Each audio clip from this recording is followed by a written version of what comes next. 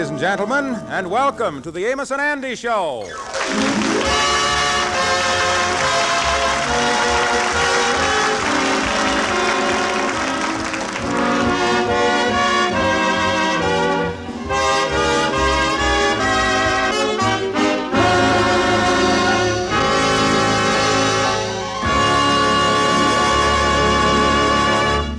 For years, Andrew H. Brown has maintained an office in which he carries on his activities and inactivities.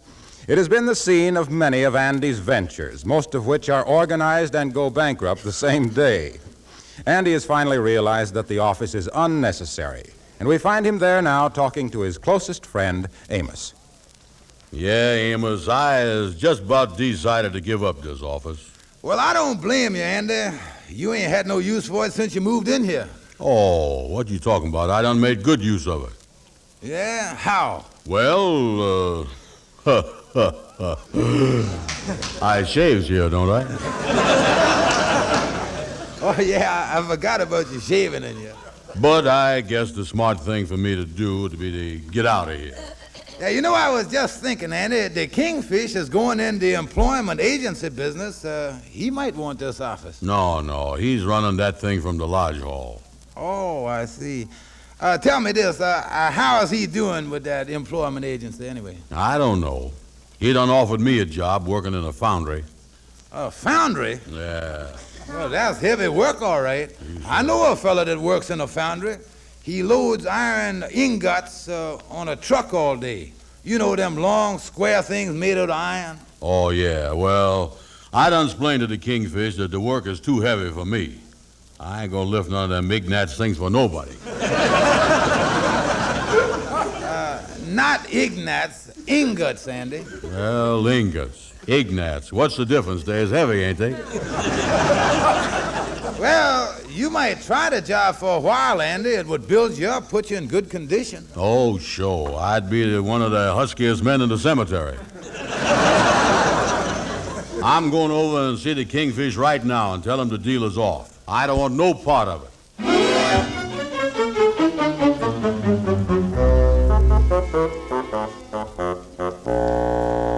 Come in, Brother Andy, come in. Hello, Kingfish. Look here.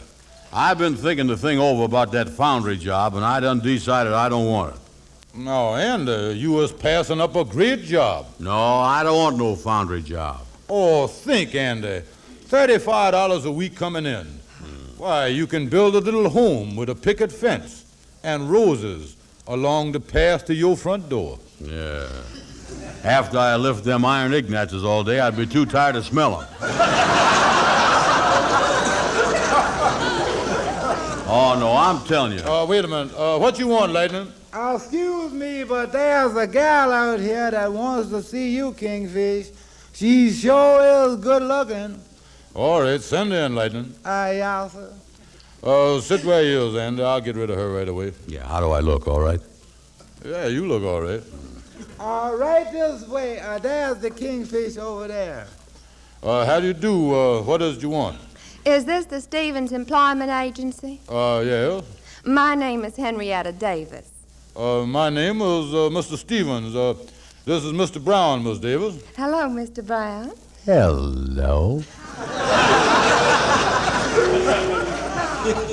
Miss Davis, what can I do for you? I'm looking for a position.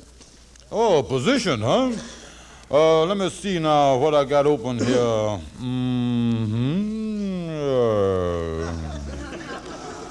How would you like a job in a foundry? Well, is it secretarial work? Well, no, I wouldn't exactly call it that. It's kind of on the borderline between secretarial work and weightlifting. That's what. Look, Mr. Stevens, I want to be a secretary. I haven't had much experience. That's why I'm having a little difficulty getting a job. But I want to learn while I'm working. Excuse me for protruding, miss, but it just so happens that I has got office over here, and I has snowed under with so much business that I could use a good secretary. Yeah, well, as your agent, Miss Davis, I might place you with Mr. Brown. Yeah, Miss Davis, would you mind walking over to the desk there and walking back? No, not at all.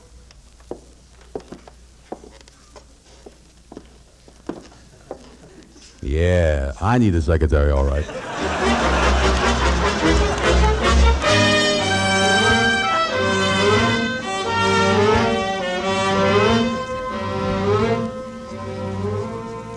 Come on, Lightning. Keep working there now. This gal ought to be here any second, and I want this office to look good. Yes, Miss Andy, I'm working. I is doing the best. Tell me, is this the way you want me to do it, Miss Andy? Kind of sprinkle the water on the floor and settle the dust? Yeah, that's right. Hey, not too much now. You're liable to make the place muddy here. If there's anything I hate, it's a muddy office. Miss Andy, here come the gal now. Oh, yeah. Come in, Miss Davis. I hope I'm on time. Oh, yeah. That's all, office boy. Stop by the bank and get the money for me, as much as you can carry. I'll whiz right over there. Yeah. Sit down on the box right there, Miss Davis. My overstuffed furniture is out being stuffed over. Tell me, where is your main office? The main office? By the way, did anybody ever tell you you was pretty? Oh, Mr. Brown, I don't know how to answer that. Tell me this, honey. How much do you want a week for this job? Well, I feel that I can't work for less than $30 a week. $30, huh? Tell me this. How was you on the typewriter? Well, I'm not very fast, but I hope to learn. Yeah. Do you dance? Yes, sir. I'm a good dancer. So much for the typewriting. How about shorthand? Well, Mr. Brown, I never finished my course in shorthand, so for the first few months, I'll take everything in longhand. Longhand? Yes, sir. Could you go out to supper with me this evening? Oh, yes, I'd be glad to. Okay for the longhand. By the way, on the typewriter I got, one key is busted off. That's the O. With my last secretary, I tried the idea of using Q's instead of O's. They look something alike, you know. Then at the bottom of the letter, we put P.S. In the above letter, the Q's stand for O's. That was a very good idea. Yeah, it was a good idea, but it didn't work out so good because in the P.S. we had to make the O with a Q, too.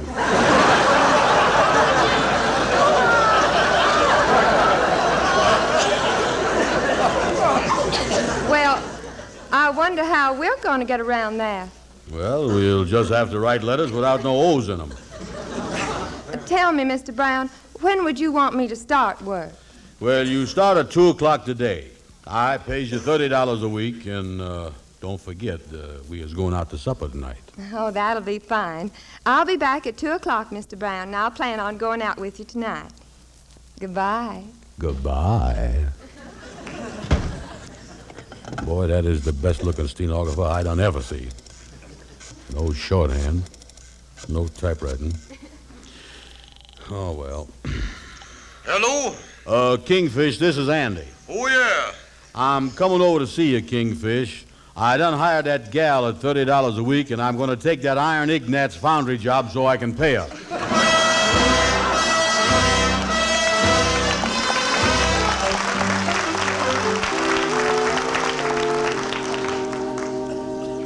Now, you understand, Anna, this is a great break for you, getting this foundry job. And, by the way, it's a night job. Oh, a night job, huh? Yeah, you go to work at 8 o'clock at night, and you work till 8 in the morning.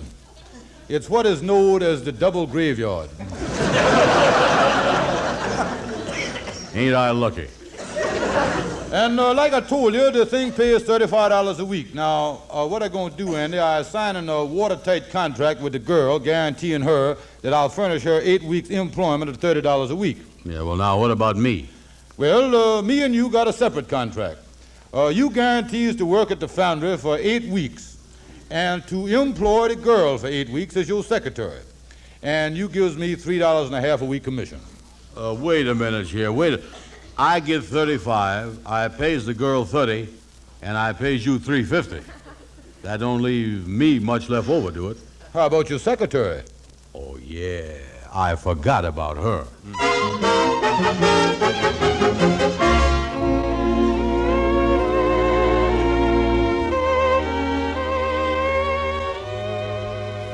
Andy, if what you told me is the truth, you is the craziest man I'd have never heard of. Oh, Amos. You was going to work all night long in the foundry for $35 a week, and you done hired a stenographer for daytime at $30. Well, I clears $1.50, don't I? Oh, Andy, you was out of your head. When do all this mess start? Well, I'm waiting for the gal now. She due here at 2 o'clock, and I starts to work at the foundry tonight at 8. Oh, this is going to be some business. Some business? You don't even know what business you're going into. Who don't? All right, what business is you going into? Well, something that ain't got no O's in it. I know that. Who is this coming across the street? Oh, yeah, that's her. Here come Henrietta now. Boy, she sure is dressed up, ain't she? Come in, Henrietta. This is Amos Jones. This is Henrietta Davis, Amos. Glad to meet you. How do you do, Mr. Jones? Yeah, well, I'll leave y'all. Glad to meet you. See you again, Andy. So long. Yeah, so long. Henrietta, you sure is dressed up pretty. By the way, what are we going to do tonight, Mr. Brown? Oh, yeah, well, about going out this evening, it just so happens that your evening will be over about 7 o'clock. I never keeps my secretaries out later than that. Well, 7 o'clock, that's not a very long evening. I guess there wasn't much point in me getting all dressed up. Oh, well, we could get off to a good start by 7, and then I might be able to meet you again about 8 o'clock in the morning and carry on from there. Well, maybe we better get down to work, Mr. Brown. Yeah, that's right. Pretty busy around here. Get your longhand book ready. I'll make a phone call while you're getting it. You know, honey, being a big businessman, I got to do a lot of things every day. I'll be ready when you're through phoning. Yeah, well, I am so busy that I always got to do 2 things at once. Take a letter to Henry Van Porter. Dear Henry, put me down for a $10,000 policy. Yours very truly, Andrew H. Brown. Hello? Brown speaking. Who is this, Andy? Tell my bankers to buy $10,000 worth of bonds for me. Tell who what? Goodbye. Take a letter to Henry Van Porter. Please take out a $10,000 policy for me. You just ordered one. Yeah, well, I buy 2, 3 of them a day. Now, if my lawyer calls me, tell him I is out, if I is. Well, tell him whatever the deal was, it's all right with me, that I'll go in up to $100,000. Gee, you was pretty. Henrietta, I loves you.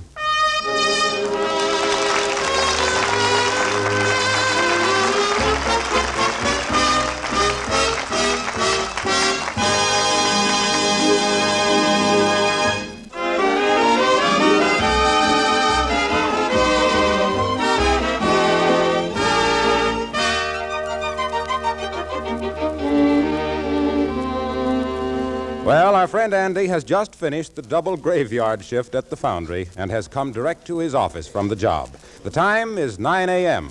The Kingfish has just walked into the office. Well, Brother Andy, how is the captain of industry this morning?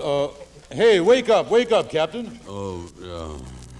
Open them eyes, Andy, open your eyes. Oh, I ain't got the strength.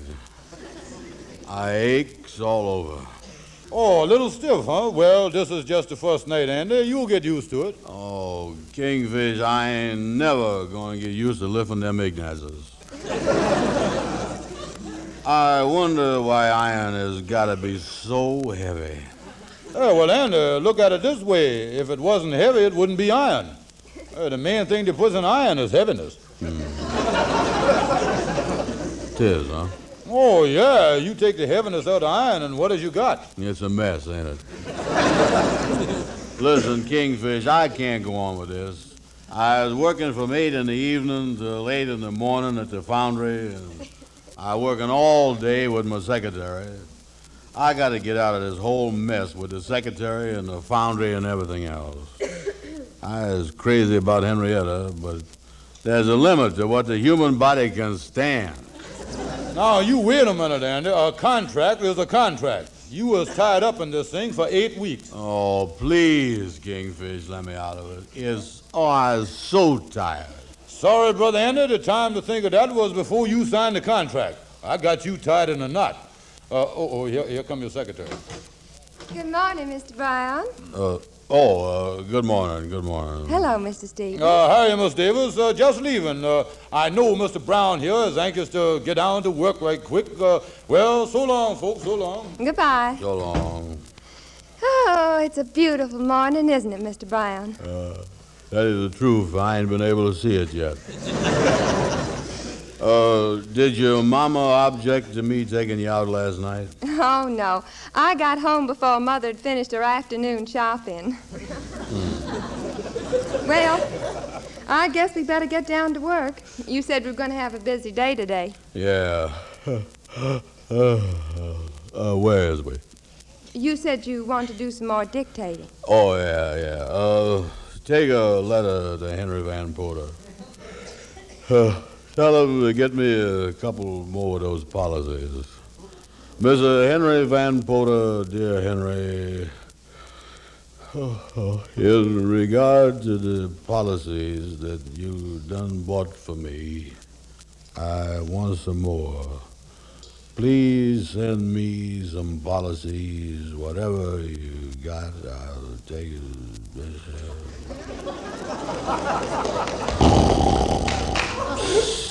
Mr. Brown, is anything wrong? I just concentrating here. Take a letter to Henry Van Porter. I ain't read him in a long time. Dear Henry, I find myself in a... what's the use? Look, honey, I can't keep this up no longer. I got something I got to confess to you. Yes, Mr. Brown? I was working nights so I can pay your salary. What do you mean? Well, you see, I got contracts that forces me to employ you for 8 weeks, so I ain't allowed to fire you. You'll do me a favor and quit, though, won't you? You understand how things is.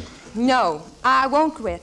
I'm supposed to have 8 weeks' work, and that's what I'm going to get. Oh, Henrietta, ain't you got no heart? Look, when I took this job, I turned down 2 others. Besides, I just bought some clothes, and they's got to be paid for. I'm staying on this job, and you just better get used to it.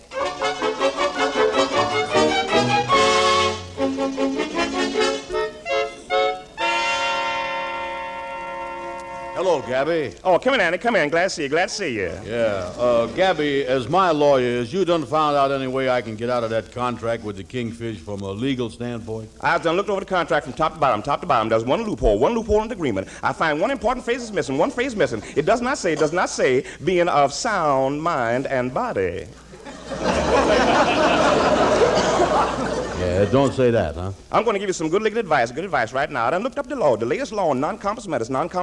All you got to do is just one thing. All you got to do is just prove that you was not of sound mind when you signed the contract. And Andy, with you, that shouldn't present no problem. Yeah, and what'll that do? Well, that'll make the contract null and void. Oh, yeah, if I ain't got a sound mind when I signed the thing, it's no good, huh? That's right. Yeah, well, I'll take care of that, all right. Listen, you go over and see the Kingfish and tell him that the contract is null and void on that basis.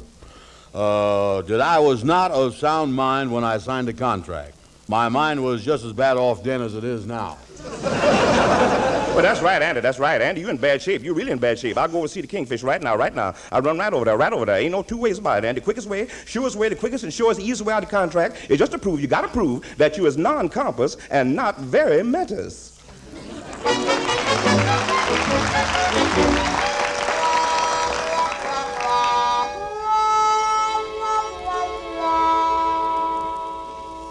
Hello, Miss Davis.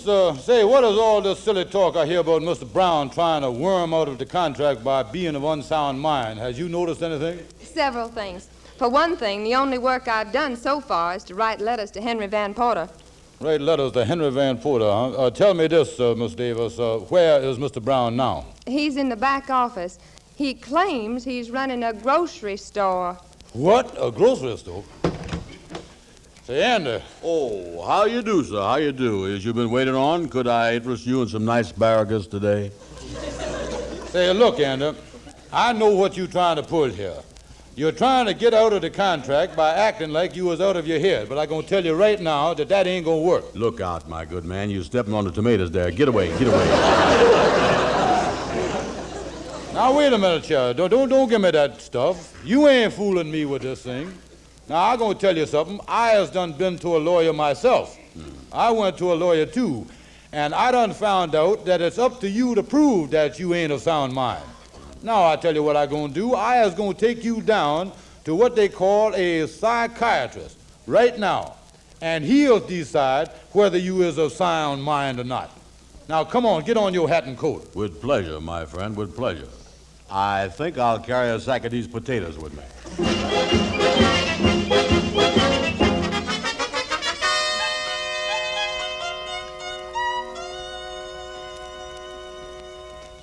So that is the situation in a nutshell, Dr. Caldwell. I see. You want to determine whether Mr. Brown here is of sound mind in order that the validity of the contract can be judged. That's right, yes.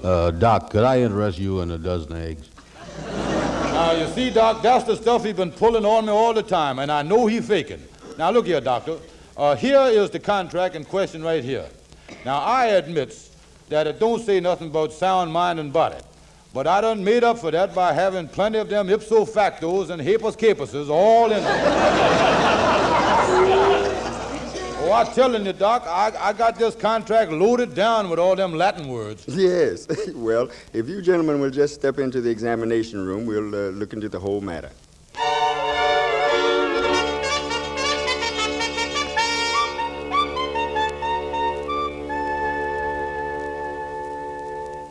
Fellas, this is the craziest thing I done ever heard of.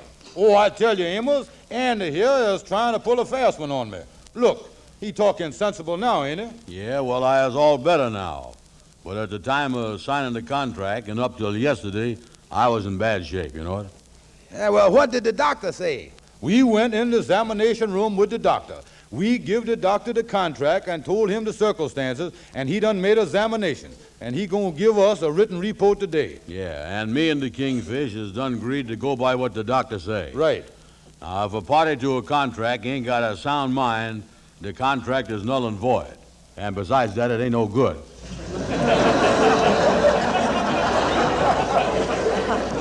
Amos, I'm gonna tell you frankly, I ain't the least bit worried.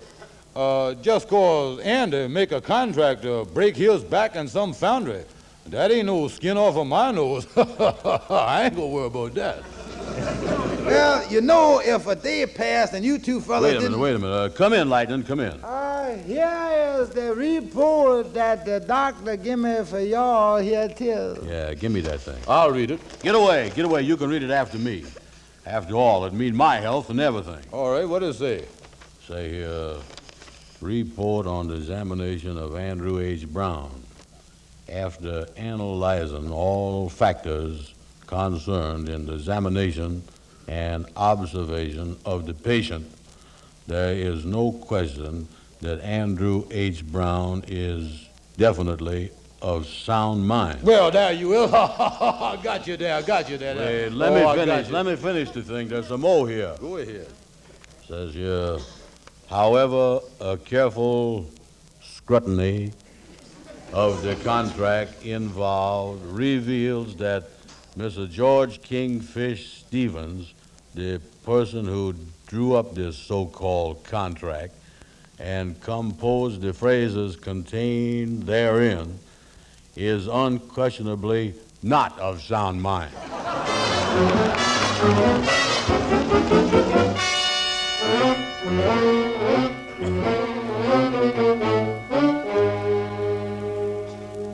Well, good morning, Miss Davis. What you doing over here at the Lodge Hall? I'm working for Mr. Stevens. Working for Mr. Stevens? Yes, I started 2 days ago. You know, I have a contract, and he guaranteed me 8 weeks' work at $30 a week. Oh, yeah, and you holding him to it, huh? Yes, sir. He pays me or I'm going to sue him. And I told him I'd send him to jail, too. Yeah, well, where can the Kingfish get the money to pay you $30 a week? Oh, here he comes now. Good morning, Mr. Stevens. Come in. Oh, what a night. Why does they have to make them Ignatius so heavy?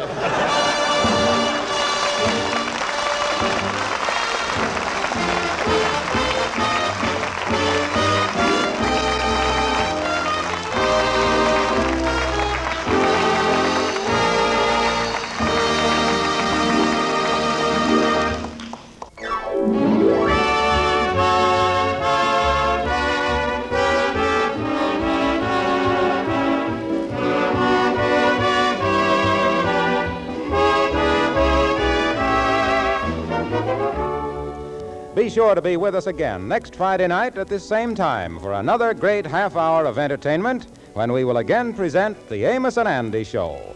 Our program is broadcast to our armed forces everywhere. This is Harlow Wilcox, and before I say goodnight, may I again remind you of this.